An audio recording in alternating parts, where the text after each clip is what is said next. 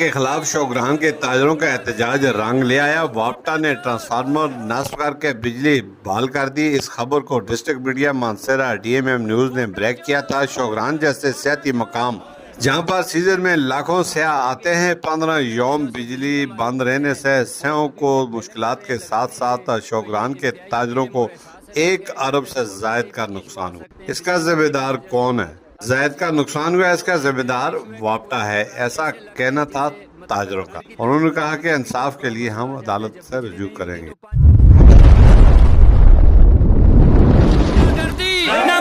गुंडागर्दी ना मंजूर। वापटा ट्रांसफार्मर उठा के ले गए हैं। 15 दिनों से बिजली हमारी बंद है और अभी ब्लैकमेलिंग कर रहे हैं, लगा नहीं रहे। तो ये इंतहाई अहम और एहसास इलाका है, यहाँ पे सिक्योरिटी के भी इशू आ सकते।